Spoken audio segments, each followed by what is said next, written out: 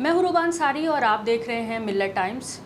चुनाव 2024 के ख़त्म हो चुके हैं, एग्ज़िट पोल भी आ चुके हैं। एग्ज़िट पोल को लेकर गहमा गहमी मची हुई है, तमाम पार्टियां जो हैं वो बयानबाजियां कर रही हैं। हमारे साथ जो हैं हुदा जरीवाला जी मौजूद हैं, ये आम आदमी पार्टी की स्पोक पर्सन भी हैं और सीनियर जर्नलिस्ट भी हैं। हम इनसे बात करेंगे कि सबसे पहले तो आपका हमारे यहाँ बहुत बहुत वेलकम है। बहुत बहुत शुक्रिया, थैंक यू सो मच। जी, जो चुनाव के जो नतीजे आ रहे हैं, जो आंकड़े आ रहे हैं, वो लगभग सारे जो न्यूज़ चैनल है वो एक जैसे ही दिखा रहे हैं। सारी जो पार्टियां हैं वो मोदी जी को जिताती हुई दिखा रही हैं, बीजेपी के पक्ष में दिखा रही हैं। क्या लग रहा है आपको कि कोई खेला है इसके पीछे? क्योंकि ये भी इल्ज़ाम लगाया गया कि ये जो पोल्स बने ये इलेक्शन से के टाइम पे ही बनने लगे, जब वोटिंग चल रही थी उस टाइम पे ही तैयार कर लिए गए। तो क्या लग रहा है कि कुछ गड़बड़ है, कोई खेला है, या क्या आपके नज़र में क्या आप सोच रही हैं इससे लेकर?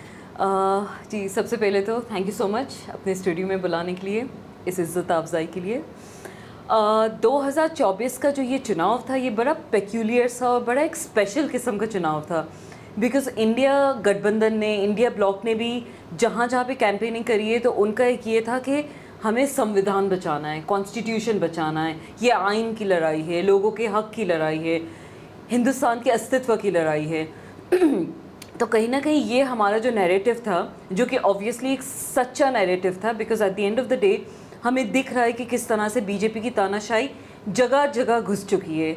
चाहे आप वो सेंट्रल एजेंसीज़ को लेके देखें, ईडी सीबीआई की बात करें, इनकम टैक्स डिपार्टमेंट की बात करें, बेसिकली सुप्रीम कोर्ट के अलावा मेरे ख़्याल से जितने हाई कोर्ट्स हैं, लोअर कोर्ट्स हैं, डिस्ट्रिक्ट कोर्ट्स हैं, कहीं ना कहीं सारे कोर्ट्स भी मैनेज हो जा रहे हैं। तो कहीं ना कहीं मसला ये हो रहा है कि हिंदुस्तान को कैसे बचाया जाए, संविधान को कैसे बचाया जाए। तो इसी के चलते ये जो पूरा का पूरा चुनाव हुआ है, तो कहीं ना कहीं मीडिया में एक ये नैरेटिव भी सेट करना था कि बीजेपी तो इतने सीटों से पार है, 400 पार का नारा तो कब से लग ही रहा है। तो ऑब्वियसली वो 400 पार तो इत्तेफाक की बात है कि किसी एग्ज़िट पोल ने नहीं बताया है। जितने एग्ज़िट पोल भी आ रहे हैं वो भी 300 प्लस, 350 प्लस, कहीं ना कहीं 395 तक कहीं तक जा रहे हैं, लेकिन 400 पार तो मीडिया भी नहीं बता रही है। इतना झूठ तो मीडिया भी नहीं बोल पा रही है unfortunately, which is a good thing for the country. लेकिन एग्ज़िट पोल्स का एक बहुत ही ना, ये एक साइंस है। आप किस तरह का जो सैम्पल सर्वे कैसे कर रहे हैं, आपका जो सर्वे साइज़ कितना है, सर्वे में आप किस उम्र से लेके किस उम्र तक लोगों से आप बात कर रहे हैं, उनके प्रोफेशनल बैकग्राउंड्स क्या हैं, उनके बेसिकली वोटिंग पैटर्न क्या है, क्या आपने फ़ोन पे सर्वे लिया, क्या ऑनलाइन सर्वे किया, क्या बूथ पे जाके आपने बूथ लेवल पे जगह जगह पे बात करी। तो ये ना एक सर्वे लेना भी अपने आप में एक बहुत ही इम्पॉर्टेंट और एक बहुत प्रैक्टिकल सा साइंस है। ये अनफॉर्चुनेटली साइंटिफिक तरीके से ये सर्वेज नहीं होते हैं। ये जितने एग्ज़िट पोल्स हैं या so call polls of the polls की आप बात कर लें, इसका बेसिस कोई, मतलब जो सर्वे की जो कंपनीज़ हैं या जो ये सर्वेज निकालती हैं, ये भी अपना जो डाटा है उसको एक तो ऑनलाइन नहीं करती हैं, राइट। दूसरी बात ये कि ये जितनी जो सर्वे कंपनीज़ हैं जो ये पोल्स निकालती हैं, सो कॉल एग्ज़िट पोल निकाल रही हैं, ये कहीं ना कहीं किसी ना किसी चैनल के साथ जुड़ जाती हैं। तो इसमें क्रेडिबिलिटी अपने आप में ख़त्म हो जाती है, चाहे एबीपी के साथ हो रहा हो, चाहे इंडिया टुडे का हो रहा हो। मतलब ये तमाम जितने सर्वेज़ हैं इसमें कई दफ़ा तुक्का भी लग जाता है, कई दफ़ा सही भी आ जाता है, लेकिन ज़्यादातर टाइम हमने देखा है, अगर पुरानी हम सर्वे लिस्ट निकाल के देखें और उसको एक्चुअल जो नंबर्स हैं उनसे टैली करें तो काफ़ी हद तक फ़र्क आता है। तो ये बड़ा एक ना, मतलब पब्लिक को गुमराह करने वाला एक तरह से तरीका कह सकते हैं। अलायंस भी एक निराश हो जाए इससे देख के। बिल्कुल, अलायंस भी निराश हो जाए। और हमें ये भी समझना पड़ेगा कि ये जो तमाम जो सर्वे है ये एक बहुत बड़ा सट्टा बाज़ार है। 3-4 दिन के ही आप 1 जून को पोलिंग ख़त्म हुई, 1 जून की शाम से ही हम देख रहे हैं, आज 3 जून हो गई है और अभी रात तक ये चलेगा। कल जब तक एक्चुअल टैली और पोल काउंटिंग और वोट काउंटिंग नहीं होगी, ये सट्टा बाज़ार चलता रहेगा। तो इन 3 दिनों के अंदर अंदर भी किस कदर लोगों ने इसमें, मतलब जो शेयर मार्केट का वैल्यू कहाँ से कहाँ हो गया है, क्या हो गया है, ये सारी चीज़ें भी ऑब्वियसली कहीं ना कहीं जनता बहुत समझदार है, नो डाउट, लेकिन कई दफ़ा जनता इन चीज़ों से वाकिफ़ नहीं होती है कि इस शेयर बाज़ार में एक्चुअल फ़ायदा किसका हो रहा है, कौन पैसा कमा रहा है, किसका मोरल डाउन हो रहा है, मीडिया किसका पक्ष ले रही है। तो बहुत सारी ऐसी चीज़ें हैं जो इस पोल्स ऑफ द पोल की बात कर लें या एग्जिट पोल की बात कर लें, इन सब में हो रहा होता है। जैसे हमने ये देखा कि चुनाव के टाइम जब लोग मतदान करने जा रहे थे तो वहाँ केंद्रों पर बहुत सी जगह से शिकायतें आई कि वो वोट कर रहे हैं साइकिल को या पंजे को, तो जो पर्चियाँ निकल रही हैं वो भाजपा की, मतलब कमल की निकल रही हैं। कई जगह पे हमने देखा, बहुत सी जगह ऐसे भी केसेस आए जहाँ पे ये लग रहा था कि जो वोटर्स है अलायंस को वोट करने वाले तो उनको वोट करने से रोका गया। बिल्कुल, मतलब मैंने कई सारे पैटर्न देखे कि अलायंस को रोकने की हर तरह से कोशिश की जा रही है, छोटे से लेकर बड़े लेवल पर। चाहे वो हमने मेयर का चुनाव देखा पंजाब में, वहाँ पे किस तरह से चीटिंग हुई तो पूरे देश के सामने हर तरह से। और फिर जो अलायंस के जो भी नेता हैं उनको किसी न किसी तरह परेशान किया गया, टारगेट किया गया। हम स्पेशली अरविंद जी की बात कर रहे हैं, उनसे जुड़े भी और भी जो बड़े नाम हैं उनको अरेस्ट कर लिया गया। क्या लग रहा है कि बीजेपी किसी भी तरीके से चुनाव जीतना चाह रही है या क्या करना चाह रही है बीजेपी इस देश में? देखिए, बीजेपी की तानाशाही मुल्क से छुपी हुई नहीं है, जनता से छुपी हुई नहीं है। आप अगर सिर्फ हम अगर पोल्स की बात करें, आपने जैसे मतदान की बात करी, तो आप सूरत का, इंदौर का एग्जाम्पल देख लें जहाँ पे कैंडिडेट को ही नहीं पहुँचने दिया। मतलब एक ऑप्शन होता है वोटिंग के टाइम पे नोटा, आप किसी कैंडिडेट को जिता हुआ बता ही नहीं सकते, क्योंकि नोटा ऑप्शन अगर पब्लिक ने दबाया है जो कि आपके कैंडिडेट से ज़्यादा है तो चुनाव तो फिर से होना पड़ेगा। बावजूद उसके आपने सूरत के कैंडिडेट को जीता हुआ डिक्लेयर कर दिया। इंदौर में सेम चीज़ हमने देखी थी। तो ये जो तानाशाही वाली चीज़ें हो रही हैं, इससे मतलब ऑब्वियसली पब्लिक तो परेशान हो ही चुकी है। एक जनता में एक त्राही त्राही का माहौल बना हुआ है। हमें ये समझ नहीं आ रहा कि आखिर भारतीय जनता पार्टी और मुल्क को किस हद तक डुबाना चाहती है। 10 सालों में हमने देख लिया हर तरह के आंकड़े, चाहे वो फ्रीडम प्रेस इंडेक्स हो, चाहे हम ये सो कॉल्ड जीडीपी के नंबर्स बढ़ाए हुए बताते हैं, लेकिन एक्चुअली ग्राउंड लेवल पे जो पर कैपिटा इनकम है वो कितनी लो है। आप किसी भी और महंगाई की बात कर लें, हर चीज़ महंगी हो चुकी है। करप्शन की बात कर लें तो हर डिपार्टमेंट में करप्शन है। बेसिकली सुधरा कहाँ है मुल्क? एक जो पब्लिक जो पीएसयूज, जो पब्लिक इंटरप्राइजेस थे, वो सारे के सारे, चाहे रेल, गेल, भेल, सेल, तमाम की तमाम चीज़ें जो कांग्रेस के टाइम की बनाई हुई हैं, बीजेपी का अपना बनाया हुआ तो कुछ नहीं है। एक सिर्फ इन्होंने शहरों को और सड़कों के नाम बदलने के अलावा और कोई एज सच पब्लिक डोमेन में काम किया नहीं है। कोविड के टाइम में हमने देखा कि कोविड भी अपने आप में कितना बड़ा, जो वैक्सीन थी वो कितना बड़ा स्कैम अब निकल के आ रहा है। कोविड के सर्टिफिकेट से मोदी जी ने कन्वीनियंटली अपनी पिक्चर तो हटा भी दी, राइट। अगर हम इन लोगों की बात करें जिनके ऊपर, जैसे नवीन जिंदल जी हैं, कोल स्कैम उनके ऊपर था, सुवेंदु अधिकारी, प्रज्वल रवन्ना, वो तो चलो एक बहुत ही अलग ही केस हो गया। बट उसके अलावा जितने ये सारे जो लोग हैं, अजीत पवार, जो बेसिकली मतलब बीजेपी ने ही इनके स्कैम्स उठाए, बीजेपी ने इनको लाइमलाइट में लाया, और उसके बाद बीजेपी कहती है कि नहीं, आइए धुल जाइए हमारी वॉशिंग मशीन में, साफ़ सुथरे हो के आपको टिकट्स भी दी जा रही है, आपके ऊपर जो केसेस है वो ख़त्म कर दिए जा रहे हैं। तो अगर आप बीजेपी का तरफ जा रहे हो, बीजेपी का साथ दे रहे हो, तो कन्वीनियंटली आपके ऊपर कुछ नहीं हो रहा है, आप बिल्कुल साफ़ सुथरे क्लीन चिट के साथ धुले हुए निकल आते हो। वहीं दूसरी ओर अरविंद केजरीवाल जी की अगर बात करें, मनीष सिसोदिया जी की बात करें, तकरीबन 1.5 साल हो गया है, वो अभी तक बंद है। डॉक्टर सत्येंद्र जैन की तबीयत बद से बदतर होती जा रही है, उनके साथ हमें पता भी नहीं क्या हो रहा है। मतलब अंदर तो ऐसी ऐसी खबरें भी आ रही हैं कि धीरे धीरे करके मतलब क्या पता उनके साथ क्या हो रहा हो अंदर। अरविंद केजरीवाल जी का हमने सब ने केस देखा था कि उनकी 300 से ज़्यादा ग्लूकोज लेवल चली गई थी। उनको मतलब एक इतना हाईली डायबिटिक पेशेंट जो 30 साल से डायबिटिक पेशेंट है, उनको आप ग्लूकोज नहीं चढ़ाने दे रहे हैं, ग्लूकोज की उनकी मेडिसिन नहीं दे रहे हैं। मतलब ये तो जैसे एक ख़त्म, मतलब एक होता है कि पार्टी को बिल्कुल ही मतलब जान से ख़त्म करने की आप तो बात कर रहे हो। तो ये चीज़ ऑब्वियसली पब्लिक डोमेन में है, जनता देख रही है। ऐसी बात नहीं है कि पब्लिक को नहीं पता कि क्या हो रहा है, और ऐसी बात भी नहीं है कि पब्लिक इस तानाशाही को, इस धांधलाई को, इस करप्शन को चलने देने वाली है। जहाँ तक आप पोलिंग की बात कर रही हैं, तो ये खुद मैंने ग्राउंड लेवल पे 4 स्टेट्स पे तो मेरा भी ग्राउंड एक्सपीरियंस है। अभी इस चुनाव में हरियाणा में गई थी, दिल्ली का मैंने देखा, पंजाब से मैं अभी इनफैक्ट पंजाब से ही आ रही हूँ अभी। तो ये सारे स्टेट्स में मैंने खुद अपने आँखों से देखा कि वाकई में इस तरह की धांधलाई हो रही थी। सोमनाथ भारती जी का जो अभी रिसेंटली उनके मतलब लास्ट जो दिल्ली में थी, उनके उसमें जब हम लोग पोल वोल मैनेज करने जा रहे थे, देखने जा रहे थे, तो वहाँ पे बाकायदे से पुलिस साथ दे रही है। मतलब पुलिस ने एक लेडी थी जिस पे प्रेस कॉन्फ्रेंस करके सोमनाथ भारती जी ने बताया भी था कि लेडी का हाथ पकड़ के दूसरे हाथ से मोबाइल छीन लिया जब वो वीडियो बना रहे थे। ये सारा करप्शन हम जब एक्सपोज करना चाह रहे थे तो पुलिस वीडियो भी नहीं बनाने दे रही है। मतलब पुलिस साथ दे रही है इनका, एक पुलिस को जिसको एक न्यूट्रल, एक सिटीजन प्रोटेक्टिंग एंटिटी होना चाहिए था, तो पुलिस जब ऑब्वियसली भ्रष्टाचार की तरफ आ जाए, या आप देखते हैं किस तरह से अरविंद केजरीवाल जी के लिए जितनी भी हम लोगों ने प्रोटेस्ट कोई किया हो, कभी रैली की हो, तो सबसे ज़्यादा आगे बढ़ चढ़ के बसों में भर के ले जाती है, पकड़ के बदतमीज़ी करती है। आप अभी ये स्वाति मालीवाल का ही केस देख लें, जब स्वाति मालीवाल जंतर मंतर पे बैठी थी पहलवान बेटियों की सपोर्ट में, तब यही दिल्ली पुलिस थी जो उनको घसीटते हुए ले गई थी। तब तो भारतीय जनता पार्टी को वो दिख नहीं रही थी, तब नहीं याद आ रही थी। अब ऑब्वियसली उनको एक ज़बरदस्ती का इशू बनाया हुआ है। तो कहने का मतलब ये है कि जब पूरा लग रहा है आपको स्वाति मालीवाल का जो इशू पूरा क्रिएट किया गया, ये प्री प्लान्ड है क्या? भाजपा इसको पूरा तरह से प्रोपेगेट कर रही है? डेफिनेटली प्री प्लान्ड है। पूरा का पूरा एक फॉल्स नैरेटिव सेट किया जा रहा है कि ये पार्टी महिला विरोधी पार्टी है, ये पार्टी ऐसी है जहाँ पे ख्वातीनों को मतलब प्रोटेक्शन नहीं है। आपकी खुद की सिटिंग राज्यसभा एमपी जब सेफ़ नहीं है तो कौन सी महिला सेफ़ है?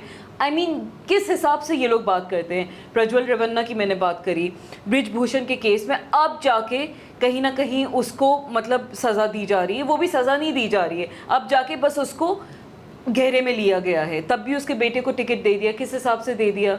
I mean, कुमार सेंगर का आपने देखा होगा लखीमपुर में किस तरह से, मतलब वो तो ऐसा केस था कि बिल्कुल दिल दहलाने वाला केस। उन्नाव का आप देख लें, हाथरस का आप देख लें, मतलब ऐसे ऐसे केसेस सामने जहाँ पे आज तक सज़ा ही नहीं हुई है, मुजरिमों को पकड़ा ही नहीं जाता है। सज़ा तो फिर बहुत बात की बात है। और अगर वही मुजरिम कहीं ना कहीं बीजेपी का है तो बिल्कुल क्लीन चिट उसको मिली हुई होती है, कुछ उसके पकड़ने का सवाल ही पैदा नहीं होता। तो बहुत ज़्यादा मतलब ना महिलाएँ खुश हैं। किसानों के टाइम पर आपने देख लिया पूरी की पूरी किसान विरोधी पार्टी है। आम आदमी पार्टी इतनी भारी बहुमत में अगर आज पंजाब में है, विधानसभा में हमारी इतनी मैसिव मेजॉरिटी है, उसका सिर्फ और सिर्फ रीज़न ये है कि किसान इतना परेशान हो गया है भारतीय जनता पार्टी की नीतियों से। एमएसपी का वादा किया था, वादा पूरा नहीं हुआ। इतना पूरे सीज़न टू सीज़न चेंज हो गए, सर्दी से गर्मी, गर्मी से धूप, बारिश, बैठे रहे किसान। क्या मिला उनको? कुछ नहीं मिला। आप कैब एनआरसी के प्रोटेस्ट के टाइम पे देख लें, यही जामिया का एरिया था जहाँ पे लोग मतलब इतनी शिद्दत से बैठे हुए थे। वो तो कोविड आ गया तो चलिए ठीक है, फिर माहौल ही बदल गया, दुनिया ही बदल गई एक तरह से। लेकिन मतलब पहली दफ़ा ऐसा हो रहा है कि इस जनता के ख़िलाफ़ हर चीज़ पे लोगों को सड़क पे उतरना पड़ रहा है। मतलब ये नॉर्मल नहीं है, इस तरह से डेमोक्रेसी फंक्शन नहीं होती है। कोई सुकून में नहीं है, ना लोगों को रोज़गार नहीं मिल रहा है, ना स्टूडेंट सुकून में हैं। डिग्री करके आते हैं, घर पे बैठे रहते हैं, जॉब्स हैं नहीं। 2 करोड़ जॉब्स की बात करी थी, 2 करोड़ क्या 2000 जॉब्स क्रिएट नहीं हुई होंगी। कितनी ऐसी वैकेंसीज़ हैं जिसमें फुलफ़िल ही नहीं होती हैं, पेपर लीक हो जाते हैं। आप जितनी बीजेपी रूल सरकार देख लें, आप चाहे यूपी देख लें, हरियाणा देख लें, ये बहुत कॉमन इश्यूज़ हैं। अग्निवीर स्कीम की अगर हम बात कर लें, मतलब कितनी बेतुकी स्कीम है। आप मतलब इंसान अपनी जान जोखिम में डालेगा बस इसलिए कि 4 साल उसको एक ठप्पा लग जाए, उसके बाद क्या, उसके फ्यूचर का क्या? वो उन 4 सालों में अगर कुछ और कर सकता था, उसने अपना करियर का एक टाइम दिया, तो सिर्फ 4 साल के लिए क्यों? मतलब स्कीम का मतलब क्या है? ओल्ड पेंशन स्कीम की बात कर लें, कहाँ है? I mean, हर तबका यहाँ पे परेशान है। जी, अभी आपने ब्रिजभूषण सिंह का नाम लिया, उनके बेटे का नाम लिया। अभी 5 दिन पहले उनकी गाड़ी से, उनके बेटे करण की गाड़ी से 2 मुस्लिम लड़के मारे गए। एक की उम्र 18 साल थी और दूसरे की उम्र थी 20 साल। इस पर आपकी पार्टी की तरफ से या अलायंस पार्टी की तरफ से किसी ने भी बहुत ज़्यादा कोई कमेंट नहीं किया, ना कोई आवाज़ उठाया। 2 मुस्लिम लड़के थे। तो जब मुसलमानों के लिए आवाज़ उठाने की बात आती है तो अलायंस, मैं कहूँगी कि नहीं नाम लेती, मुस्लिम वर्ड यूज़ करने से बचती है। और उनका वोट लेने की बात आती है तो पूरा का पूरा वोट उनको ही जाता है, या हम देते हैं क्योंकि हम बीजेपी को वोट नहीं देंगे। राइट। तो मतलब अलायंस को मुसलमानों का साथ भी चाहिए और उनके बारे में बात भी नहीं करनी, ऐसा क्यों है?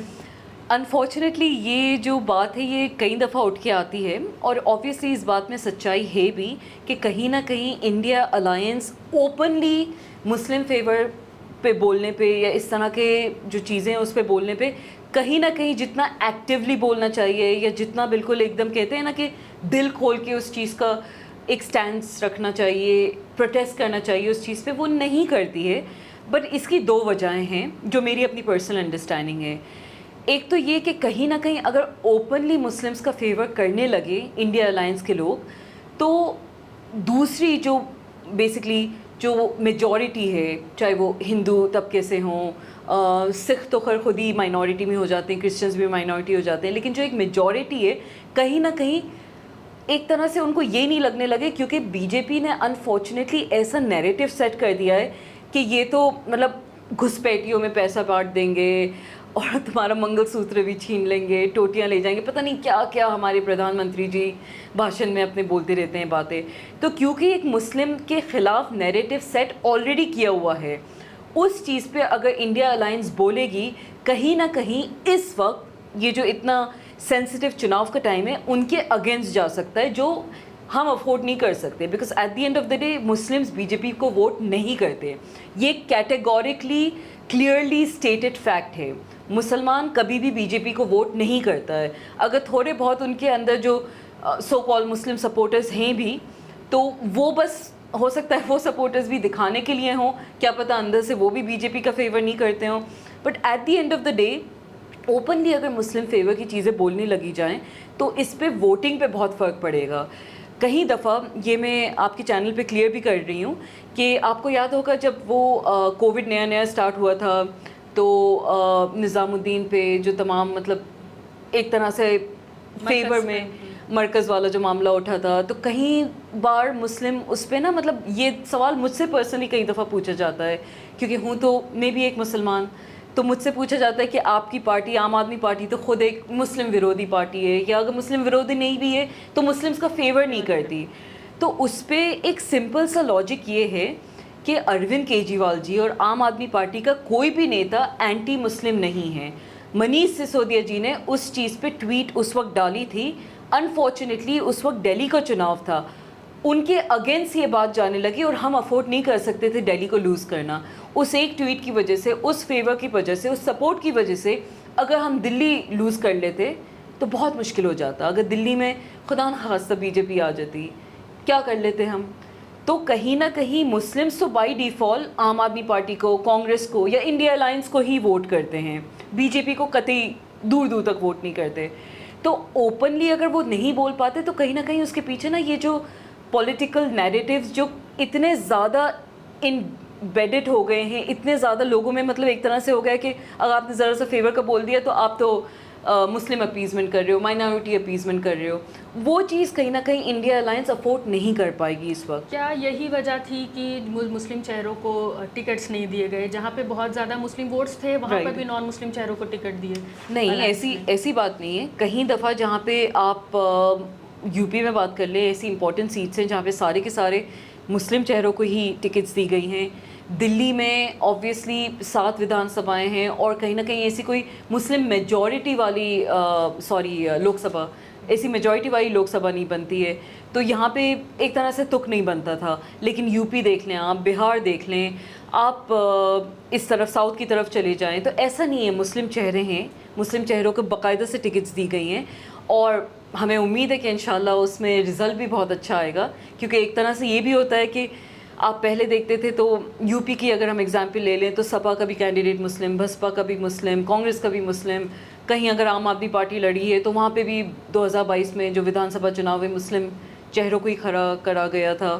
तो उससे आपस में एक दूसरे का वोट करते हैं और कहीं ना कहीं फ़ायदा हो जाता है फिर बीजेपी के कैंडिडेट का। बीजेपी कभी मुसलमान को टिकट नहीं देती, ये मतलब ऑन रिकॉर्ड बात है। ना पार्लियामेंट में इनका एक रिप्रेजेंटेटिव है, विधानसभाओं में आप चले जाएं कहीं इनके मुस्लिम चेहरे नहीं दिखते। ये बात करते हैं 370 हटा दिया हमने, ट्रिपल तलाक ये का मामला हमने मुसलमान महिलाओं को इतनी हेल्प कर दी, तो एक आध मुसलमान महिला को आप राज्यसभा दे दें, चले लोकसभा नहीं देना चाह रहे, एक आध टिकट दे दें लोकसभा का, अगर यही बात आपको प्रूव करना है तो कहाँ, मतलब कौन सा मुस्लिम फेवर की ये बात करते हैं। ये नैरेटिव ही पूरा फॉल्स है। वहीं दूसरी ओर इंडिया अलायंस से जहाँ जहाँ भी मुस्लिम बाहुबल था सब जगह मुस्लिम टिकट्स ही दिए। हाँ, कहीं पे अगर कोई कैंडिडेट ऐसा है जो मुस्लिम कैंडिडेट से ज़्यादा अच्छा परफॉर्म कर सकता है, कुछ समीकरण इस तरह से बैठ रहा है कि जाट वोट भी होता है, ब्राह्मण वोट भी होता है। कुछ समीकरण अगर ऐसा बैठ रहा है कि नहीं हमें उधर का भी फेवर चाहिए, तो वहाँ पे अलबत्ता ज़रूर नॉन मुस्लिम्स को दिए ticket. At the end of the day ये चुनाव इंडिया अलायंस ने हिंदू मुस्लिम के ऊपर हट के किया है। हम सबका सिर्फ एक मकसद है कि कोई भी आ जाए, बीजेपी नहीं आए, इंडिया अलायंस का कोई मेंबर आ जाए। कांग्रेस साथ में है, सपा साथ में है, आम आदमी पार्टी साथ में है, कश्मीर से साथ में है, साउथ से स्टैलिन जी देख लें आप, वेस्ट बंगाल देख लें, ममता जी की तमाम टीम हमारे साथ में है। मतलब मेन चीज़ मकसद ही ये है कि इंडिया अलायंस को जिताना, देश को बचाना, मोदी जी से छुटकारा दिलाना। अलायंस इकट्ठा हो गया, सारे बड़े नेता, सारे चेहरे भी इकट्ठा हो गए, विपक्ष बन गए। ये सब मिलकर भी एग्जिट पोल ये दिखा रहा है कि वो हार रहे हैं। अमित शाह जी अभी कहते हैं कि ये हारेंगे तो ठीकरा फोड़ेंगे ईवीएम पर। राइट। फिर अभी 2 दिन पहले ये भी पता चला कि 150 डीएम से बात करी उन्होंने। तो कहीं ना कहीं लोग ये कह रहे हैं कि डीएम पर भी दबाव बनाया जा रहा है ताकि चुनाव के जो नतीजे हैं वो बदला जा सके। इस पर क्या कहेंगे आप? देखिए, अमित शाह जी तो 400 पार, मोदी जी तो 400 पार के नारे लगा रहे हैं। इन्होंने ये नारे दूसरे स्टेट्स पे भी, जब वेस्ट बंगाल गए थे तो वहाँ पे भी नारे लगाए थे। कितनी गिनती की सीटें आई थी। मिज़ोरम गए थे तो 1 सीट भी नहीं आई थी इनकी। जहाँ भी जाते हैं नारे तो ये लोग खूब करते हैं, नारेबाजी करना तो इनके काम ही है।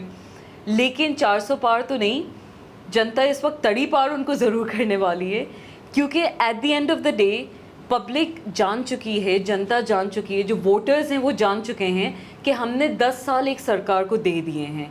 10 साल में हालात बद से बदतर हुए हैं। हमें ईडी का, सीबीआई का, ये इनकम टैक्स डिपार्टमेंट का जो ये सारे जो रेड्स हैं, फंसाया जो जाता है ऑपोजिशन के नेताओं को, पब्लिक क्या ये नहीं देख रहे कि एक भी बीजेपी का नेता नहीं फंसता? जिनके नाम भी आते हैं फिर कहीं ना कहीं वो सारे के सारे क्लीन चिट होके एक साइड पे हो जाते हैं। तो ये एक फेक नैरेटिव जो सेट कर रहे हैं, चाहे वो डीएम्स पे दबाव बना रहे हों, चाहे इलेक्शन कमीशन पे दबाव इन्होंने बनाया हो। वोटिंग के टाइम पे हमने कहीं दफ़ा देखा, कहीं ऐसे पोलिंग बूथ्स के एग्जाम्पल्स हैं जहाँ पे बाकायदा से लड़ाई भी हुई है, बाकायदा से ईवीएम्स मैनेज होने के पूरे एक्चुअल मतलब जो रिज़ल्ट्स हैं वो सामने आए हैं। कहीं ना कहीं सुप्रीम कोर्ट ने भी, जब ये केस सुप्रीम कोर्ट के पास गया था, तो उसने भी कहीं ना कहीं 1 साल के बाद एक तरह से इसकी सुनवाई करी थी और फिर इसको कुछ हद तक क्लीन चिट भी दे दी है। वीवीपैट के साथ आप ईवीएम के जो एक रैंडम चेक होता है उसकी संभावना है, तो वो इसमें कहीं ना कहीं विपक्षी नेताओं का बहुत इम्पॉर्टेंट रोल है, जो कल के दिन होगा कि आप अपने काउंटिंग के टाइम पे अपने अपने जो आपके क्षेत्र हैं, आपके बूथ्स हैं, कार्डर्स हैं, जहाँ पे भी आपकी काउंटिंग का सिस्टम चल रहा है, वहाँ पे आप मौजूद रहें। क्योंकि आप डीएम्स को भी मैनेज कर सकते हैं, कुछ हद तक दबाव बना सकते हैं। मैं ये नहीं कहूँगी कि सब मैनेज होते हैं, बहुत ईमानदार ब्यूरोक्रेट्स हैं हमारे पास। आज के टाइम पे भी ऐसे लोग हैं जो नहीं करेंगे बेईमानी। इलेक्शन कमीशन भी मैं नहीं कहूँगी पूरा का पूरा सोल्ड आउट है, लेकिन मेजॉरिटी दबाव में इतना है कि अगर कहीं ना कहीं वो फेयर तरीके से एक्ट भी करना चाहें तो उस पर ये हो जाता है कि सेंटर का दबाव, कहीं ना कहीं चुप होना पड़ता है उनको भी। तो उसमें कल ऑपोजिशन के जितने नेता हैं उनका एक बहुत बड़ा रोल है कि वो काउंटिंग के टाइम पे या फाइनल जब लिस्ट आ रही हो तो उस टाइम पे मौजूद रहें। चाहे आपका कैंडिडेट हार भी रहा हो, लेकिन आप एक्टिवली मौजूद रहें। कई दफ़ा ऐसा होता है कि पहले, दूसरे, तीसरे राउंड ऑफ काउंटिंग में आपके कम हो रही होती है, आपको लग रहा होता है कि नहीं, एक आपका मनोबल डाउन हो जाता है, आपको ऐसा लगता है कि शायद हमारा कैंडिडेट हार रहा हो, लेकिन वो लास्ट तक जाते जाते आंकड़े बदल जाते हैं। तो ऑपोजिशन वालों का कल सारे इंडिया अलायंस की एक बहुत बड़ी, और सब अपने लेवल पे अपने ग्राउंड पे एक्टिव रहेंगे, तो हमें पूरा यकीन है कि इस दफ़ा ईवीएम्स मैनेज करने की कोशिश जो की गई है, इसमें कोई दो राय नहीं है, डेफिनेटली मैनेज करने की पूरी कोशिश हुई है। हमने वोटिंग के टाइम पे देख लिया, तो काउंटिंग के टाइम पे तो डेफिनेटली होगी। लेकिन लोगों ने कहीं ऐसे क्षेत्र हैं जहाँ पे बहुत अच्छी बहुमत से, अच्छी परसेंटेज से वोट किया है, तो ईवीएम्स अगर मैनेज हो भी रहे हैं, हमें पूरा यकीन है कि लोगों की ये जो भारी मद्दों में वोटिंग हुई है उससे बहुत फ़र्क पड़ेगा। और बाकी ऊपर वाले के हाथ में, हम तो ये दुआ ही कर सकते हैं कि इंडिया अलायंस कल जीते, बहुत भारी बहुमत से जीते। 395 का अनुमान अरविंद केजरीवाल जी ने लगाया है, तो हम दुआ करते हैं कि बिल्कुल उसी के आसपास, उससे ज़्यादा ही आए, कम ना हो। अच्छा, हमने ये देखा कि मोदी जी जब चुनाव प्रचार कर रहे थे इलेक्शंस, तो फिर वो जो बयान दे रहे थे वो काफ़ी आपत्तिजनक वर्ड्स यूज़ कर रहे थे, चाहे वो मुजरे वाला बयान हो या मुसलमानों को लेके घुसपैठिया बोला हो, इतने सारे बच्चे पैदा करने वाला हो। इस पर इलेक्शन कमीशन कोई भी कदम नहीं उठाता। क्या लग रहा है कि इलेक्शन कमीशन भी बीजेपी के सामने झुक गया है, मोदी जी के सामने झुक गया है? क्योंकि हमने कई सारे बूथ्स पर भी देखे जो कैंडिडेट बीजेपी के खड़े हैं वो जाके मुसलमानों का नकाब हटा हटा के उनकी आइडियाँ चेक कर रहे थे, जो कि उनका काम नहीं है। ये इलेक्शन कमीशन का काम है कि कौन दे रहा है। तो क्या लग रहा है इलेक्शन कमीशन पे लोगों का भरोसा भी कम हो गया है इस वजह से? क्या लग रहा है कि झुक गया है इलेक्शन कमीशन बीजेपी के सामने? देखिए, बिल्कुल ऑब्वियस सी बात है, जाहिर सी बात है कि इलेक्शन कमीशन पूरा का पूरा मैनेज्ड है, झुक गया है, डरा हुआ है बीजेपी से, भाजपा के सामने अपनी जो एक्चुअल उनकी ड्यूटी है वो निभा नहीं रहा है। और सबसे बड़ी बात ये कि ये इस तरह के जो बयानबाजी हैं इस पे ना जाने कितनी सारी तो धाराएं लगती हैं। ये हेट स्पीच है अपने आप में। सुप्रीम कोर्ट को स्यू मोटो कॉग्निसेंस लेके इस बात का संज्ञान लेना चाहिए था, अनफॉर्चुनेटली वो नहीं हुआ। हालांकि हमें माननीय सुप्रीम कोर्ट पे पूरा भरोसा है। हम जानते हैं कि इंटरिम बेल चाहे वो अरविंद केजरीवाल जी को मिली हो या संजय सिंह जी जो अभी बेल पे छूटे हुए हैं, ये तमाम चीज़ें सुप्रीम कोर्ट की ही देन है। But at the same time कुछ चीज़ों पे कहीं ना कहीं सुप्रीम कोर्ट ने भी थोड़ी सी ढीलापन दिखाया है, आई वुड से। ऐसे मैटर्स जिसमें मंगलसूत्र का जो बयान, मतलब जिसका कोई सर पैर नहीं है, तुक ही नहीं है बयान का, आपकी टोटियाँ उठा ले जाएंगे। मतलब कहना क्या चाह रहे हैं प्रधानमंत्री जी? आप घुसपैठियों वाला जो बयान था, मतलब ये इतनी हेट स्पीच के बयान है। और ये अभी से नहीं, आपको याद होगा जब शाहीन बाग के टाइम पे जब वोटिंग हो रही थी कि इतनी ज़ोर से बटन दबाना कि शाहीन बाग तक करंट लगे, इस तरह का बयान अमित शाह जी ने दिया था। आप अनुराग ठाकुर जी का देख लें, देश के गद्दारों को गोली मारो सालों को। मतलब क्या है ये, क्या है ये? और ये नेता आज मतलब सारे के सारे होम मिनिस्टर बने हुए हैं और बड़े बड़े पदों पे बैठे हुए हैं ये लोग। कहीं कुछ ना इन पे एक्शन लिया जाता, ना इनको पार्टी की तरफ से कोई, मतलब एक वो नुपुर शर्मा का जब बयान आया था तब हमने ज़रूर देखा था कि चलो ठीक है, क्योंकि उसमें भी मिडिल ईस्ट की कितनी कंट्रीज सामने आके बोली। इनको लगा कि हमारा मिडिल ईस्ट से बिजनेस आगे पीछे नहीं हो जाए, डिस्टर्ब नहीं हो जाए हमारा जो इक्वेशन है वहाँ पे, तब जाके बोला। लेकिन again I won't be surprise अगर कल उसको भी टिकट मिल रही हो, कोई हैरत अंगेज़ बात नहीं होगी, एक्सपेक्टेड है। आई मीन बीजेपी कहीं ना कहीं सिर्फ कपिल मिश्रा का, आपको याद होगा गोली मारी थी उसने तो बाकायदा से, कपिल मिश्रा ही नाम था शायद उसका, जब ये प्रोटेस्ट हो रहा था बाकायदा से गोली मार के पुलिस बड़े आराम से उसको ले गई थी। जहाँ तक मुझे नाम शायद मुझे याद नहीं आ रहा है, लेकिन शायद यही नाम था। कहने का मतलब ये है कि पुलिस प्रशासन जब खुद साथ देने लगे, इस तरह की चीज़ों को बढ़ावा देने लगे, कहीं ना कहीं हेट स्पीच को सराहने जाना लगे। आप मतलब जब इस तरह की स्पीचेस होती है, जनता भी ताली बजा रही होती है, वो उन्हीं के हिसाब की जनता बैठी होती है या पेड वर्कर्स होते हैं, या जिस तरीके से भी मतलब वहाँ पे लोगों को जो भीड़ बताई जाती है। तो जब सुप्रीम कोर्ट संज्ञान नहीं ले रही इस चीज़ का, इलेक्शन कमीशन जिसकी ये बेसिक ड्यूटी है कि ये सारी तमाम चीज़ें नहीं हों, नहीं अगर ये बात कर रही है, मीडिया से तो बहुत पहले ही हम कहीं ना कहीं भरोसा उठ चुका है। आप देखती हैं किस तरह से तमाम जितने मेजर चैनल्स हैं सारे के सारे मैनेज्ड हैं। कोई अगर सच बोलने की कोशिश भी करता है तो उसके साथ क्या हशर होता है वो भी हम देख लेते हैं। जर्नलिस्ट के ऊपर अटैक्स हो जाते हैं, कुछ नहीं है इसका कोई, कहीं पे कई दफ़ा तो ऐसा होता है कि मैटर ही सामने नहीं आता, केसेस ही रजिस्टर नहीं होते हैं। एक इन्होंने बहुत कन्वीनियंट सा PMLA एक्ट बना दिया है जिसके तहत अरविंद केजरीवाल जी और इन लोगों को बंद किया हुआ है। अब ये ऐसा एक्ट है जिस पे जो बर्डन ऑफ प्रूफ है हमारा बिल्कुल जो एक्यूज होता है उस पर आ जाता है अनफॉर्चुनेटली, जबकि हमारा कॉन्स्टिट्यूशन कहता है इनोसेंट अंटिल प्रूवन गिल्टी। यहाँ पे तो बेचारा जो अक्यूज है उसी के ऊपर कि मुझे प्रूव करना है कि नहीं मैं गिल्टी नहीं हूँ। मतलब कितना ड्रैकोनियन, कितना अंग्रेज़ों के ज़माने का लॉ है एक तरह से देखा जाए तो। रॉलेट एक्ट जैसा होता था उस वक्त, उसी के टाइप का ये एक्ट है। आप अगर UAPA देख लें तो उसके तहत किसी को कोई मतलब आप बिठा के रख सकते हैं, 6 महीने तक आप रख सकते हैं, कोई सुनवाई नहीं, कोई पूछताछ नहीं, कुछ नहीं। कितने ऐसे लोग हैं जो उसके तहत रखे भी गए हैं, आप और हम जानते हैं। आई मीन ये सारी चीज़ें ऐसा नहीं है कि जनता नहीं देख रही है।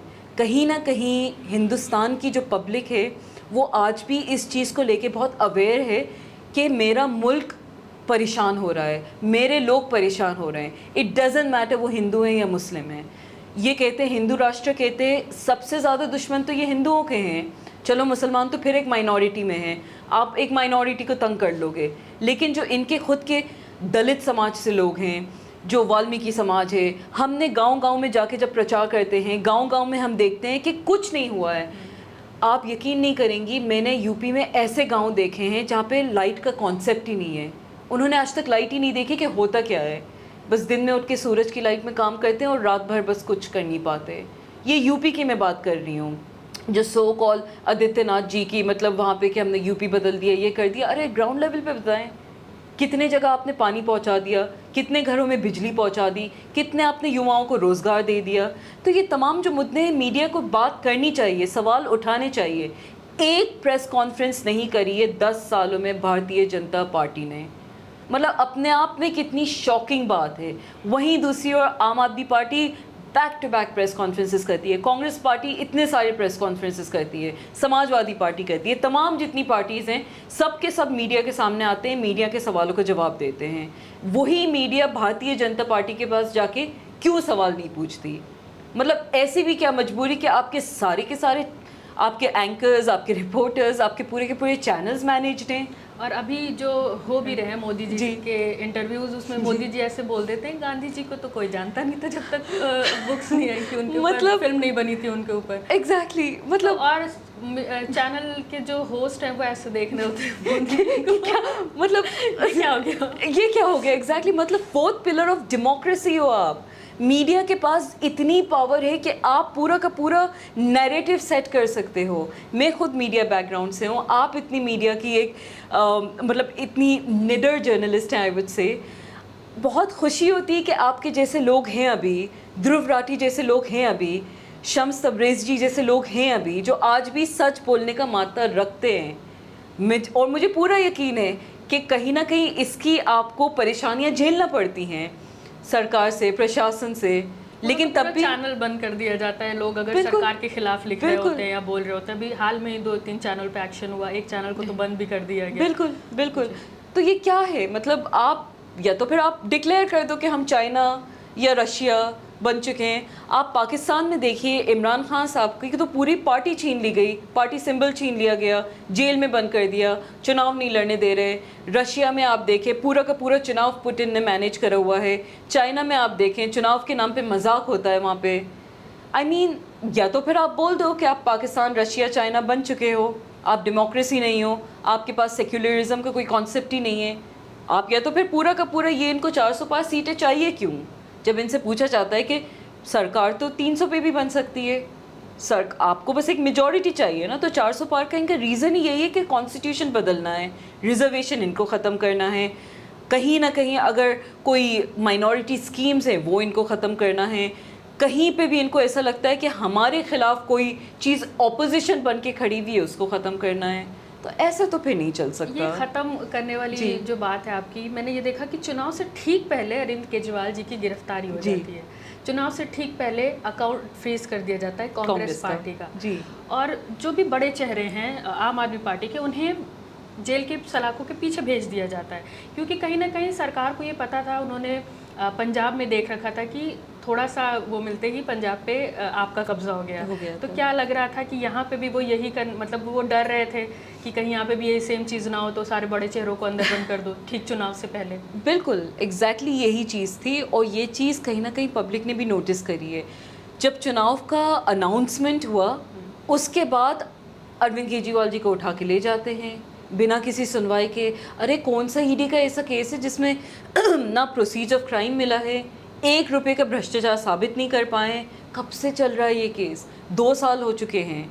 मनीष सिसोदिया जी के खिलाफ 1 रुपये का इन्होंने करप्शन साबित नहीं किया है अभी तक, बेचारे अभी भी वो बंद हैं। डॉक्टर सत्येंद्र जैन अगेन कोई प्रोसीजर ऑफ क्राइम इस्टेब्लिश नहीं हुई हैं, आज तक नहीं छूटे हैं वो। संजय सिंह जी की जब बेल ईडी अपोज नहीं कर पा रही थी, तब जाके फाइनली सुप्रीम कोर्ट ने पूछा कि कोई आपके पास पॉइंट है अपोज करने का, नहीं था ईडी के पास, तभी संजय सिंह जी को बेल मिली है। अरविंद केजरीवाल जी की जब इंटरिम बेल का टाइम था, ईडी अपोज नहीं कर पाई थी, लेकिन क्योंकि चुनाव का टाइम था। सुप्रीम कोर्ट का हम वाकई में तहे दिल से शुक्रगुजार हैं कि हम 21 दिन की मोहलत मिली। अरविंद केजरीवाल जी के आने के बाद ऑब्वियसली बहुत फ़र्क पड़ा।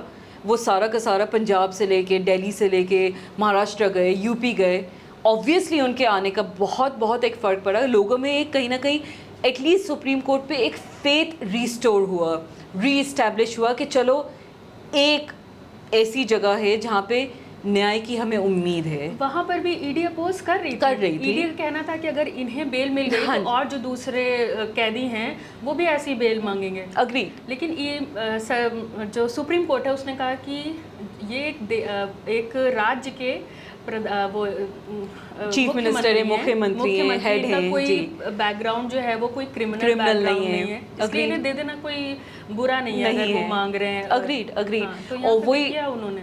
अरविंद केजरीवाल जी इनफैक्ट एक हफ्ते की और मोहलत मांग रहे थे अपने टेस्ट वगैरह कराने के लिए। जेन्युइनली उन्होंने 7 kg कम किया है। मैं उनसे हरियाणा में भी मिली हूँ, दिल्ली में भी उनसे मिली हूँ। वाकई में मतलब बहुत कमज़ोरी आ गई है। वो मतलब वो अरविंद केजरीवाल जी का वो जो एक पर्सोना है वो कहीं ना कहीं बेचारे सही मायने में बीमार लग रहे थे। तो कुछ नहीं तो हेल्थ के ग्राउंड पे तो हार्डकोर क्रिमिनल्स को भी मोहलत दे दी जाती है। ये तो एक सिटिंग चीफ मिनिस्टर हैं जिनका सिर्फ और सिर्फ एक क्लीन, एक बहुत ही मतलब एक फिनोमिनल ट्रैक रिकॉर्ड रहा है। चाहे वो IIT जब बने थे तब, चाहे वो इनकम टैक्स कमिश्नर थे तब, और अब एक देश की राजधानी के वो चीफ मिनिस्टर हैं। मतलब इस तरह के इंसान को अगर आप इतना जलील करना चाह रहे हो, इतना तंग कर रहे हो, इतना परेशान करके बिल्कुल उनके सारे रास्ते बंद करना चाह रहे हो, उनके सारा मंत्रिमंडल को ख़त्म करना चाह रहे हो, आप चाह रहे हो कि ये CM पद से इस्तीफ़ा दे दें, और आपको हर चीज़ से आपत्ति है कि नहीं जेल से सरकार नहीं चल सकती, जबकि कॉन्स्टिट्यूशन में कहीं नहीं लिखा है कि नहीं चल सकती। जो पीपल्स रिप्रेजेंटेशन एक्ट 1951 है उसमें साफ साफ ये लिखा है कि एक सिटिंग चीफ मिनिस्टर जो एक पॉपुलर मैंडेट लेके आता है वो देश से सरकार चला सकता है। कहीं ऐसा प्रोविज़न नहीं है कि नहीं चला सकता। लेकिन आपको तो ना कॉन्स्टिट्यूशन को मानना है, आपको ना कोर्ट्स को मानना है, आपको सुप्रीम कोर्ट ने इनफैक्ट कुछ दिनों पहले जब कुछ टाइम पहले ये भी मामला था कि जो ब्यूरोक्रेट्स थे उनका अनवांटेड इंटरफेरेंस होता था क्योंकि कहीं ना कहीं वो बीजेपी के सिलेक्टेड लोग होते थे, तो उस पर साफ साफ सुप्रीम कोर्ट ने कहा था कि जो कंट्री है, जो कंट्री के स्टेट्स है, it should function with the aid and advice of the council of ministers. Council of ministers इस केस में दिल्ली सरकार है।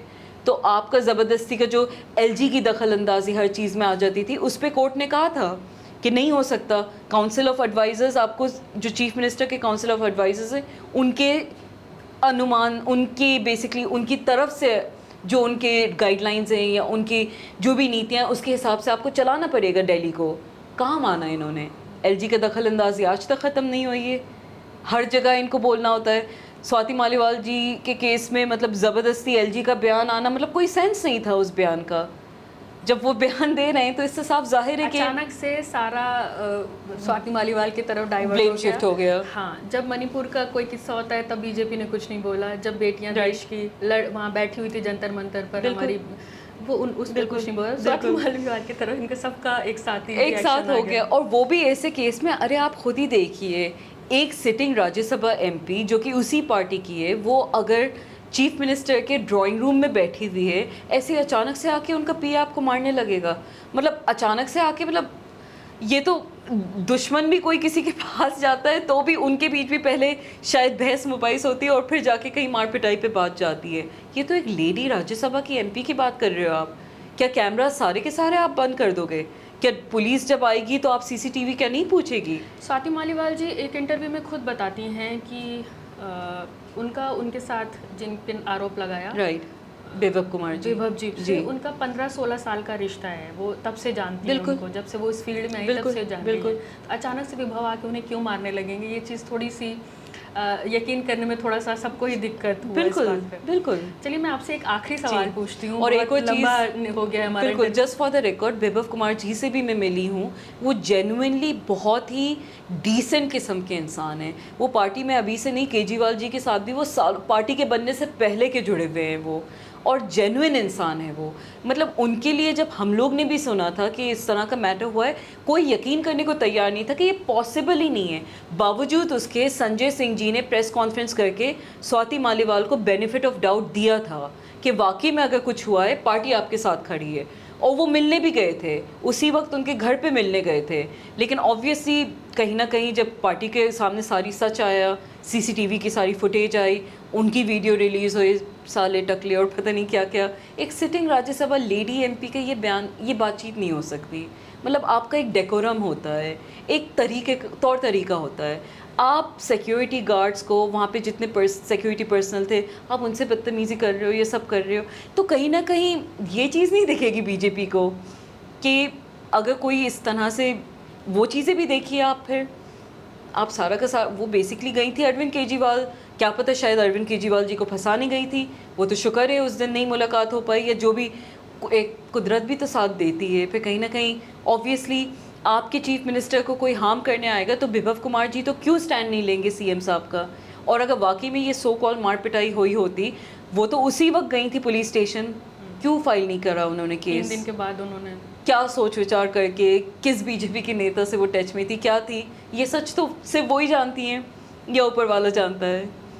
आखिरी सवाल मेरा ये था कि जो पोल्स की जो भी नंबर्स आ रहे हैं, जो भी आंकड़े हैं जी, अगर कल के दिन ऐसा हो जाता है कि बीजेपी फिर से सरकार बना लेती है, तो आप पिछले 5 साल क्या देखती हैं मोदी सरकार में, और क्या क्या बदलाव होंगे, किस तरह से लोगों को और दबाया जाएगा, या विपक्ष पे किस तरह से हमले होंगे, मीडिया पे किस तरह रोक लगाई जाएगी, क्या देख रही हैं आप उसे? देखिए पहली बात तो ये, मैं दुआ करूँगी ऊपर वाले से कि ऐसा ना हो। इंडिया अलायंस, इंडिया गठबंधन के लोग ही इस दफ़ा सरकार बनाएं। अगर खुदा न खास्ता ये सरकार रिपीट हो जाती है, बहुत बहुत मुसीबत आएगी लोगों पे, बहुत मुसीबत आएगी ऑपोजिशन के नेताओं पे। ज़बरदस्ती के उल्टे सीधे इल्ज़ाम लगा के एक के बाद एक बड़े बड़े नेताओं को टारगेट करेंगे।